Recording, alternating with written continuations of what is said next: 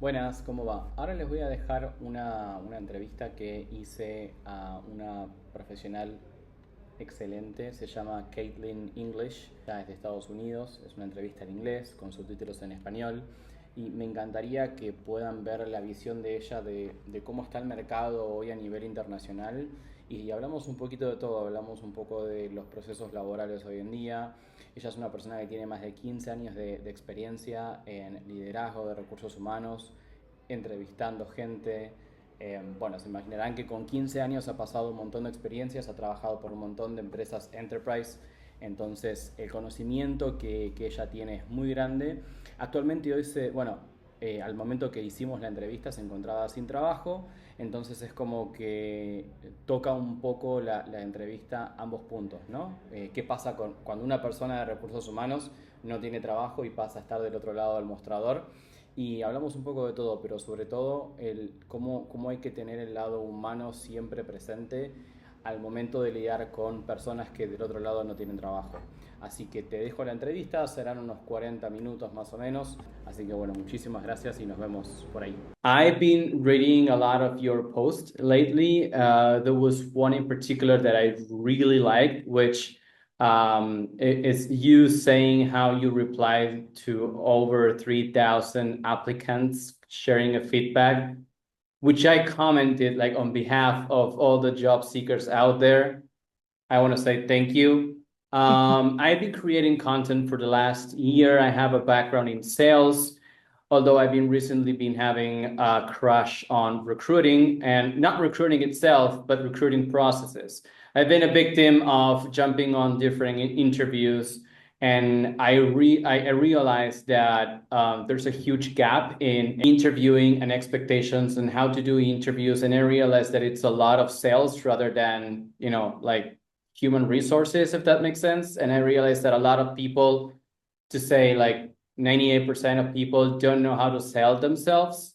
And since I started to take the interview process as a sales process and realized that, hey, I need to start asking questions to qualify this company better, so I better know how to tell my story.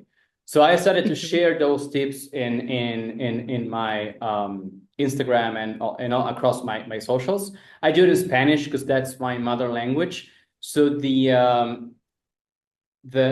my objective of this call is to just go around and ask a few questions about the job market and how you think the interview process is lately nowadays, without I don't want to label any, I don't want to mention any companies. This is not about any particular burning companies. It's just about create a better job market for those out there who are having a really uphill, tough battle.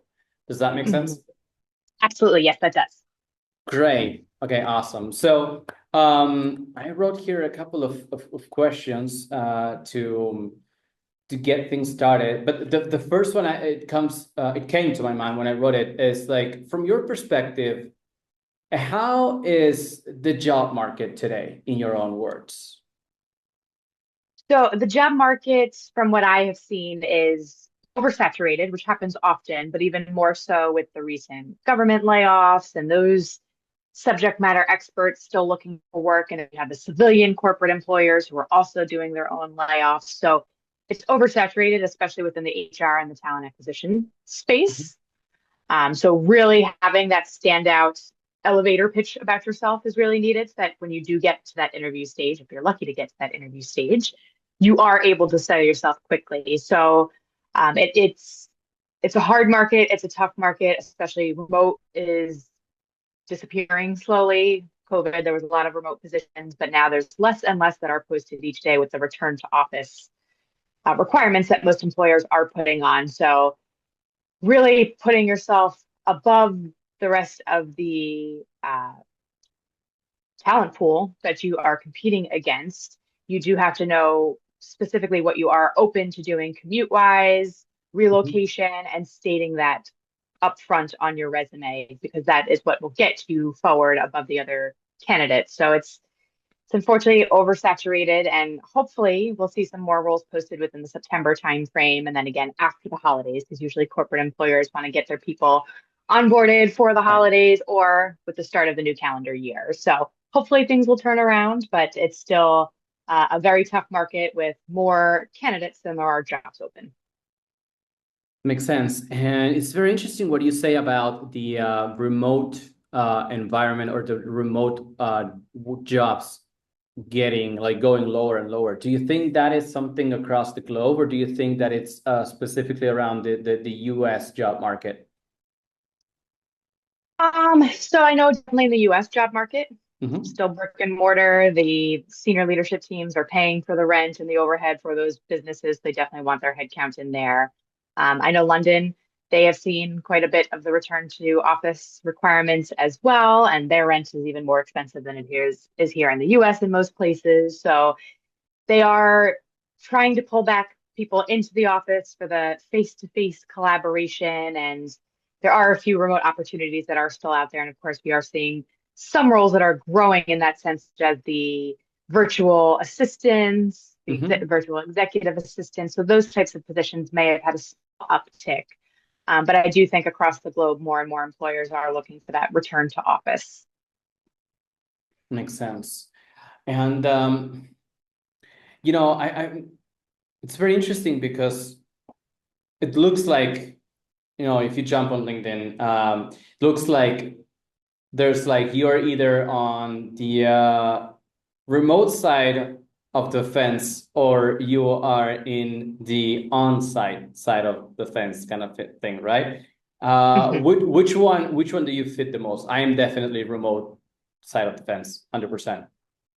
Uh, Myself as well. I've been fully remote since June of 2018 before the pandemic even hit. I Oh, wow. successfully hired over 650 roles while I've been remote. I'm able to collaborate with my managers and have that accountability and onus between them and myself Right. to have that stakeholder buy-in from them as well. So, again, if you are remote and want to stay remote and you are successful in that capacity, then you do have to kind of showcase that on your resume to say that this is what I am able to do while remote. And some employers will post their positions that they do want them in office. And Mhm. once, 1% of the time, they might have some flexibility to say, you know what, this person wants remote. We are able to do it remote. Let's just keep it remote. But that return to office is just, I can understand it in one sense as to why businesses do want their staff in the office to have that camaraderie. But I do think one thing the pandemic has taught us, and especially with the generations younger than us who are coming up in the corporate workforce, Mhm. that remote productivity is there without micromanaging. And I do think that, or I hope that in the future, that's kind of where employers return back to is the capability to maybe save on the rent and brick and mortar and overhead of owning an office park where everybody has to go, and now putting those funds back into the actual employee life cycle itself. Do you think it's a trust issue from some companies to, keep headcount under control? I do think with some organizations it is, and those are just the organizations that don't have the proper processes and procedures and accountability To adapt. policies in place Mhm. to be able to manage and uh, make sure that their teams are adhering to compliance policies, KPIs, SLAs, those sorts of Right. things. Makes sense. You mentioned something that it's very interesting, and it's how the talent, how candidates in general can, say from their resumes or from their LinkedIn profiles how or the things that they want to pursue, right? Like a remote job and everything. But before I get into that, I want to jump on something that it's more aligned to what I liked from your post on LinkedIn, which is, you have said that I will keep the humanity in talent acquisition and HR. I really love that phrase. And you're committed to take that to wherever you move across your professional career, right?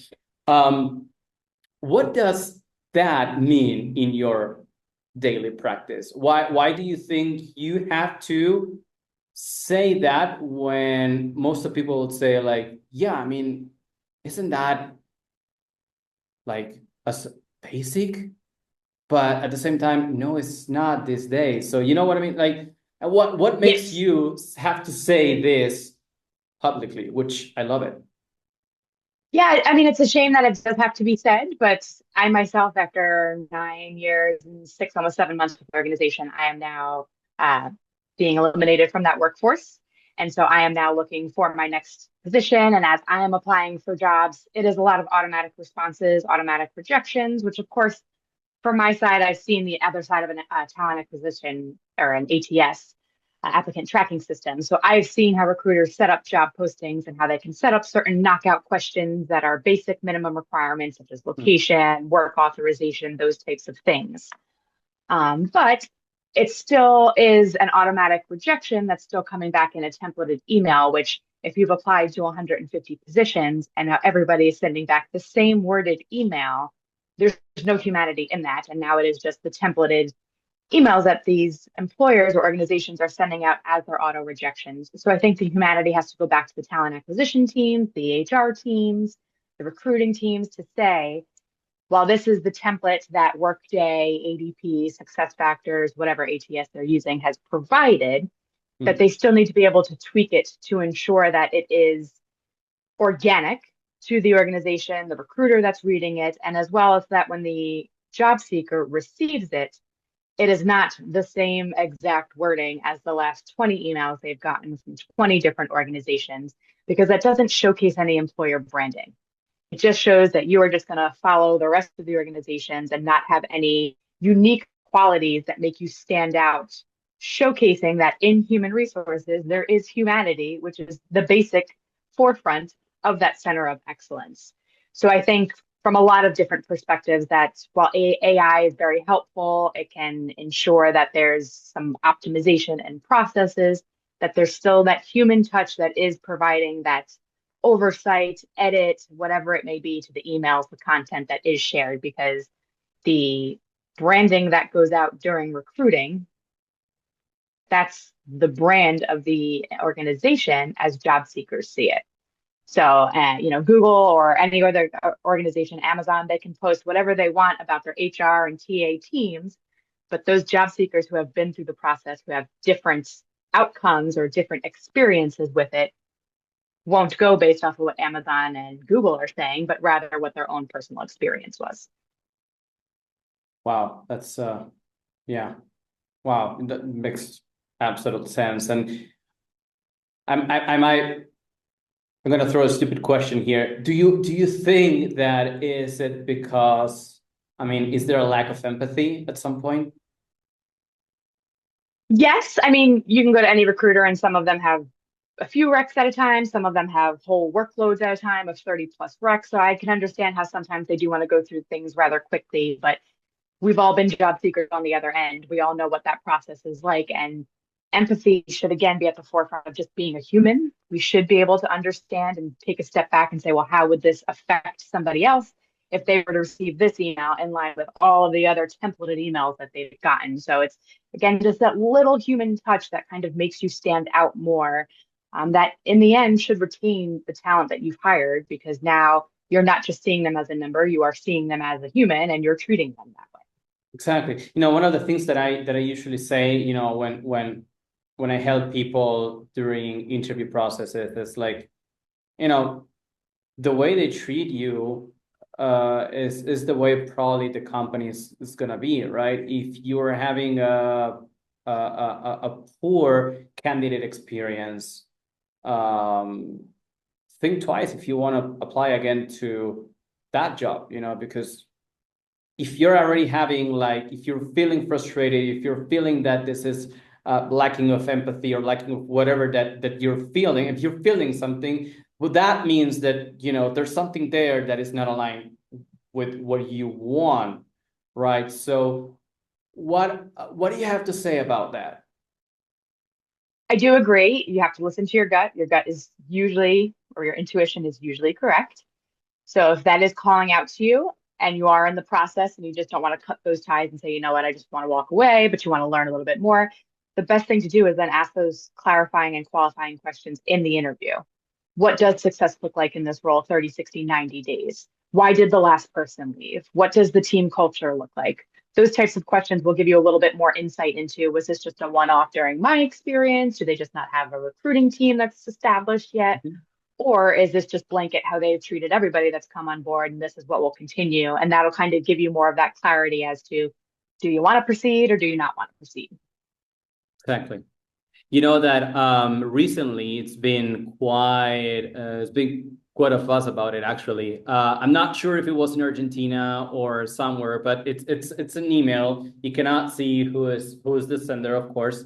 Every personal information is covered, but it's in Spanish, so I'm guessing like anywhere around South America, or maybe Europe. I don't know. The point is that it's a rejection email, and it's written within, the body of the message. It says, thank you for applying, like we have decided to move forward with somebody else, yada yada. But the thing is, like, next time, so this person got a feedback, and the feedback was, next time please don't ask about cultural stuff, and don't ask about, like, salary upfront in the I would have to go back and look for it. But the thing is, like,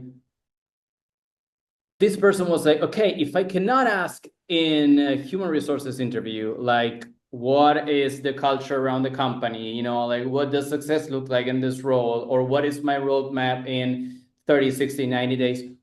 What the heck should I be asking in an interview? Like, I'm just gonna go there just for you to get all my information and go out empty-handed, or what am I supposed to do? Unfortunately, that sounds like red flag central, and I would go running from it because any good recruiter would be able to tell you what the salary range is from the first interaction. Before I speak with any of my candidates, they have the salary range up front so that they can make the decision. Do I even want to engage with this now that I know all the details for the role or not? So any good recruiter will do that and will be able to provide that range without asking, well, what are you currently making, or any of those questions. They'll be able to say, this is what's budgeted. You let me You know if it's know, in your range or not. something I find quite interesting in the US is that in some states, I'm not sure if it's specifically one of where you're located, but I know that in many states it's illegal actually to ask how much are you Yes. currently making. And I Yes, it is. find that fabulous because, I mean, I've been asked that before. And to be honest, I found that like completely personal, and, sorry, I'll rather keep that for myself. If you want, we can discuss like what are my expectations, but my current salary, I'm not sure it's gonna move your needle. Like, Yeah, and even still, the current salary has no bearing on what this role pays. What have you budgeted for exactly. this role? What does the market say that this role dictates to be paid for based on those duties, which is research that any job seeker can do based on Google and for the US for the BLS website, at least for now, and a couple of other resources. But you're able to do market research and kind of pull up what an average HR generalist or business development manager might make in certain Mhm. locations, to be able to tell if somebody says, well, we don't have a range, and then it's, well, the market dictates this, so this is what my expectations are. And that's kind of how you can work around that. But yeah, from that rejection email, if somebody's telling you that you shouldn't be asking certain questions, you should be asking any and every question that you do have during an interview, whether it's with the Exactly. recruiter, the hiring manager. So I would run for the hills. Another thing that people tell me when I just go over like interviews, role playing and such, they ask me like, "Wow, can I really ask that?" It's like, I mean, as long as you move with respect during an interview, there's nothing you cannot ask. I mean, of course, there are boundaries, that. But I mean, if you want to ask like what is relevant for you, and if the other person decides not to move forward with you, then they're lost. I mean, the Absolutely. An interview company, goes two ways. exactly. The company you're gonna work for, they're gonna love those questions you're asking, Yes. whether it's about the culture, whether it's about, I mean, whatever, like, so it's not about joining an interview, it's not about getting to the offer, but it's getting to a place where you feel comfortable and valued for what you've been building so far, right? I Absolutely. mean, If this is somewhere you're going to spend the next decade, 2 decades, 3 decades working, you you want to never make know, sure that exactly. they're best fit for you, just like the organization is making sure that you're best fit for them. So it is a two-way street. You should ask all of the questions you have, as long as they're not personal questions to the interviewer or Exactly. that something about the organization. But any other questions you should be asking, because that's what's going to give you the clarity to the actual position itself, as well as the team, the values of the organization, if they really live by those values, any ERG stuff, DE&I stuff, any of those types of programs that you have. All of that will come out in the questions that you do ask. It's been clear that, again, going back to this fence, there are two sides, right? People, job seekers who hate recruiters because they don't reply, they don't provide feedback, and their lack of empathy. And there, on the other side, you have recruiters or HR professionals that are saying, like, like there's another side of the coin, like we battle, we have to fight companies regulations, we have to fight lack of investment in technology. So it's not that we don't want to send you a feedback. Sometimes we cannot. So that's why my idea with this is just get that fence off, just tear it down and bring both parts together. And with your example, it's like, you see, guys, there's someone out there who's trying to do a good job, and you don't have to put everyone in the same bag, you know what I mean? So it's very helpful, and thank you for your participation in this interview. Because I think nobody should be guilty, like. I agree. And I'm glad that we did connect on LinkedIn and that you did come across my post, because just like you, I always see the post of job seekers, and I get it. There are so many of us out there looking for employment that we are all competing with ourselves, and it is hard sometimes when you're not getting responses on your applications, or you're waiting 6, 7, 8 weeks to get those responses on your applications. But there are some of us who are out there, and we are taking the time that even if we do have knockout questions, we're still going through every application we get to make sure that someone hasn't been missed. That we are trying to clarify that an ATS is not just a green goblin behind the curtain who's kind of magically making your resume and application disappear. It is real people who have set up an electronic filing cabinet with some pretty little stickers. That's all it is. It's not an alien that's back there pressing any buttons. It's humans who have set those parameters to be able to file people, but not get or reject anybody or auto disqualify anybody, except for based on the parameters that a human has set up. So there are lots of us out there who are trying to get that message out there, because it can be defeating, and we're always all looking for the bad guy to be able to blame for it. And sometimes it really is, unfortunately, just reflecting inward and saying, maybe it is my resume. Maybe I am missing some impact or some value add somewhere in my resume, my cover letter, my social media, my LinkedIn profile optimization, somewhere where you can make some improvements to where you won't get those auto rejections, because now you are standing out and you are hitting the requirements of the job description. So a lot of times we also hear that, well, my resume didn't meet the ATS keywords. What ATS keywords? There is no way for me to go in there and say if they don't have human resources in their resume to disqualify them. That doesn't happen. What does happen is if you're not authorized to work in the United States, I can have that knockout question there, and now you've been moved along. So I'm glad to have this conversation with you so that I can kind of shed some light on what it is from at least the talent acquisition side, as someone who's been in multiple systems, has hired over 650 people, interviewed over tens of thousands of people. And so I'm glad that we were able to connect and discuss this, because just like you, I'm trying to bring everybody together and, of course, take the feedback I do receive and bring that into any position that I land next. That's beautiful. Thank you. My next question is going to go, it's related to something I said earlier, which is, companies sometimes don't wanting to get too involved in people who are not really part of the company yet. So have you ever worked at a company, again, no names needed, just have you ever worked at a company where they felt you were going too far to support candidates who ultimately wouldn't get hired? I think that's the case in any recruiter's life. So a recruiter is never your enemy. We are always advocating. If we've already reached out to you, that means we've already reviewed your resume. You already have buy-in from us just from what we've seen on paper. So we're already in our minds championing for you to get that role. So we'll submit candidates to managers. Managers might come back and say, no, I'm not interested. I just want to move on. We will go back to that hiring manager and say, but wait, Did you see this? Did you notice this? Maybe we should consider this. And we'll do that back and forth ping pong as much as we can until there comes a point where it's like, okay, well, I've tried as much as I can for this role. And unfortunately, this role won't work out. But there could be this role or something coming down the pike or some other organization that's hiring that we can kind of refer them to. So I have seen it, but I can say that for any recruiter that you speak to, they are an advocate for their job seeker. So they will do anything they can to get you those opportunities for those interviews. Fantastic.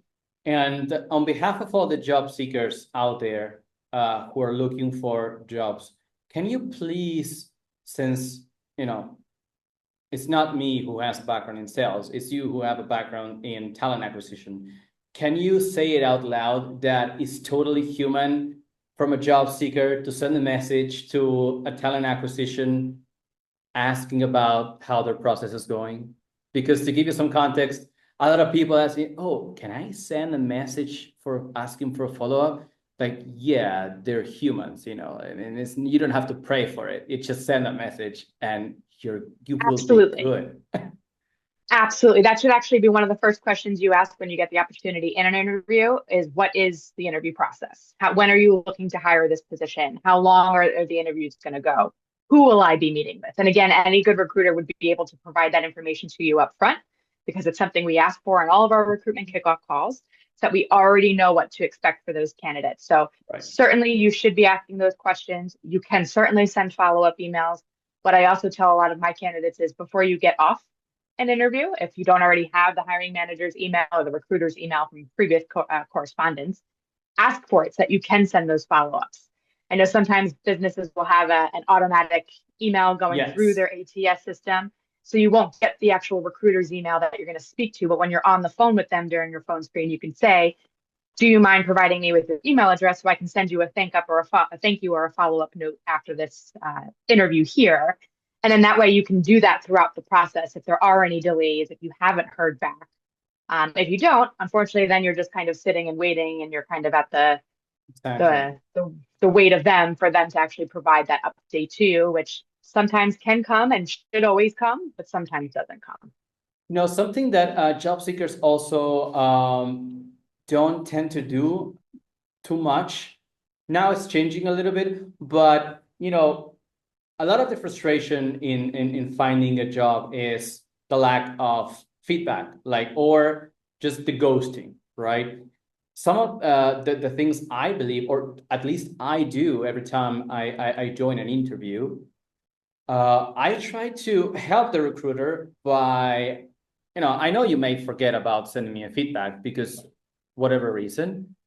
So as I go throughout the interview, it's like how I try to ask, how is my response aligned to what you are looking for? How is my profile so far aligns to what the company is now needing? And then one of my final questions every time I get asked, do you have any final questions? Yeah, based on what you've seen in my profile, what you learned about me so far, do you think, is there a reason why I wouldn't be a qualified candidate, or what do you think would make me not move forward in the next stages? The reason I ask this is because I know you have a lot of work. If I never hear from you, I don't take it personal, but at least now live, I can understand why I wouldn't be moving forward. And the replies I get are like, this has to go through different people, but based on what I see you're great on A, B, and C. The only reason I think you might be stepping back is because lacking of industry knowledge. And I was like, yeah, totally fair. But if you hear that some of the information is not aligned because maybe you were not clear or some aspects during the interview, you get a second chance to oh, no, wait, actually, I do have experience on that. Let me give you a little more context, or let me briefly explain what do I mean by that, right? And that's also something that job seekers don't tend to do, but I really try to encourage them to do it because it's your life chance to get a feedback.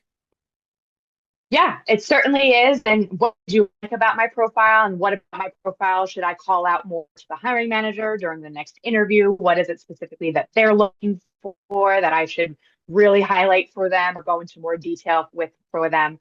So it just provides more of an opportunity for you, the job seeker, to give a real life inside view of this is what my experience was, this is the expertise that I bring to the table, this is what I'm going to bring to your team and the organization, rather than leaving that up to a hiring manager to just review it.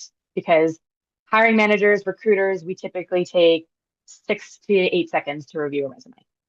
That was going to be my So next question. yes. You So if can you can finish. You can clarify that finish. during, yeah, if you can clarify that more during the interview process, it just gives you more of a leg up. So when that recruiter sends that summary over to the hiring manager, they now have Mhm. your words as opposed to the brief detail they've taken off of your resume. Exactly, and it's very funny because I was looking at it. Like I read that from what you were post that often recruiter takes 6 to 8 seconds to briefly scan and get a sense of what the profile looks like, right? So for the job seekers out there, what tips would you give them to really stand out and be one of the top profiles that eventually will get a call for an interview? Sure. So first thing a recruiter or hiring manager is going to look at is your location. Every time it's going to be location.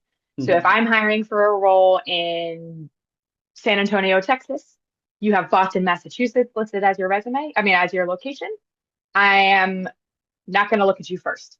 You're going to be on the back burner while I look at local talent because I want somebody who can start as soon as possible, who I don't have to wait to relocate. Even if someone is open to relocating, a lot of organizations aren't going to wait for that person to relocate. They want somebody who's going to be there, is able to get running without having to worry about relocating, finding housing, unpacking that house, getting settled.